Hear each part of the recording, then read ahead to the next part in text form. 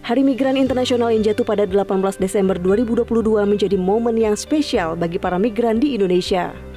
Ragam kegiatan digelar oleh Badan Pelindungan Pekerja Migran Indonesia atau BP2MI diperuntukkan bagi para pahlawan devisa ini. Salah satu yang istimewa adalah BP2MI berkolaborasi dengan Badan Usaha Milik Negara BUMN meluncurkan fasilitas VVIP bagi para pekerja migran Indonesia serentak di 5 bandara di Indonesia. Langkah ini diambil sebagai salah satu perwujudan 9 program prioritas dan upaya menjadikan pekerja migran Indonesia atau PMI sebagai warga negara VVIP. Fasilitas VVIP yang disediakan khusus bagi para pahlawan devisa ini meliputi fasilitas lounge, fast track atau jalur khusus imigrasi, dan helpdesk yang menyediakan informasi, advokasi, pendataan, dan pemulangan PMI terkendala.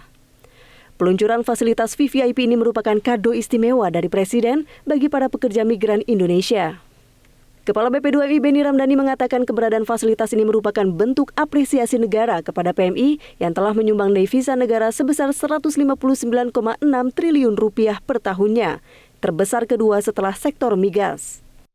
Benny menyebut sudah selayaknya negara memberikan kebijakan, keberpihakan, dan fasilitas istimewa bagi pahlawan devisa. Hari Pekerja Migran Internasional tahun 2022, kita mengangkat tema human trafficking atau stop human trafficking yang kemudian juga kita barengi dengan launching 5 bandara internasional, fasilitas lounge, fast track, dan juga helpdesk untuk pekerja migran Indonesia. Nah, fasilitas istimewa ini kita harapkan menjadi kado akhir tahun Presiden Jokowi kepada para PMI yang dikerjakan pembangunannya oleh BP2MI dan Kementerian BUMN, disupport penuh oleh Pak Erick Thohir. Nah, penghormatan negara dalam bentuk pemberian fasilitas inilah yang disadari bahwa PMI ini penyumbang devisa terbesar kedua, 159,6 triliun.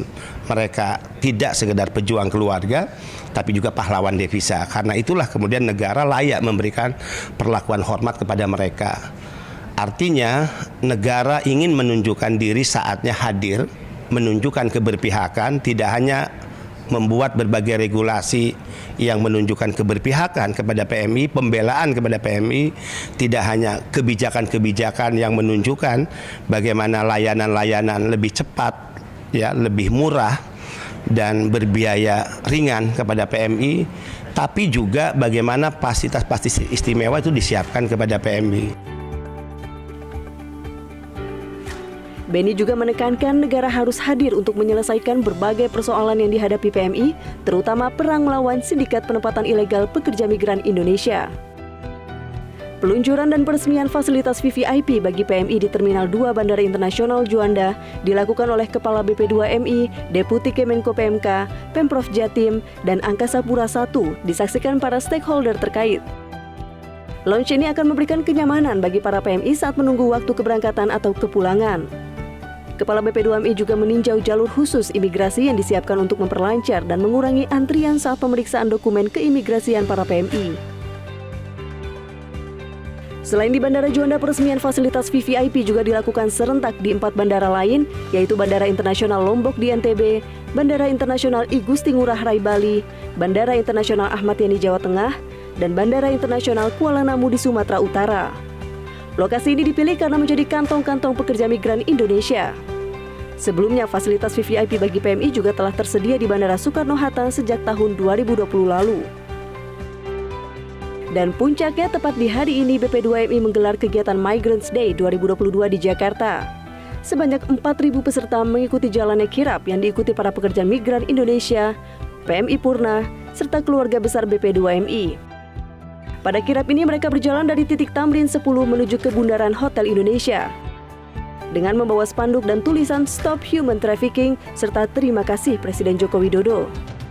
Kegiatan di Jakarta ini menutup seluruh rangkaian kegiatan Migrants Day 2022 yang sebelumnya sudah diselenggarakan di Grobogan, Indramayu, Kota Mobagu, dan Surabaya. Kita memperingati peringatan Hari Pekerja Migran Internasional dan untuk tahun ini kita memperingati dengan berbagai rangkaian kegiatan. Dimulai tanggal 2 Desember 2022 dengan pagelaran wayang kulit di Grobogan, Jawa Tengah yang dihadiri 2.000 peserta.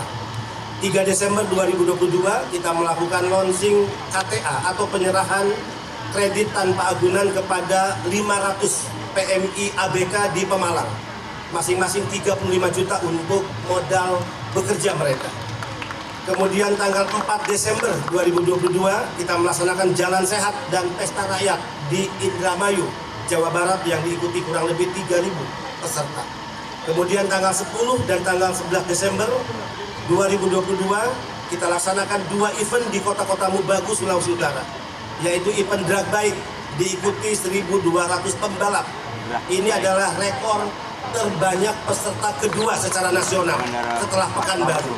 Dihadiri 500 5.000 anak-anak muda yang menyaksikan semifinal dan final drag bike tersebut. Kemudian kita laksanakan event Jalan Sehat yang diikuti oleh 3.000 masyarakat, ibu-ibu dan juga anak-anak muda di kota-kota Mubagu. 14 Desember 2022, ini penting disampaikan. Presiden Joko Widodo menyerahkan kado akhir tahun, kado istimewa untuk PMI dan keluarga, yaitu 5 loan fast track dan juga helpdesk di 5 bandara internasional yang ada di Indonesia.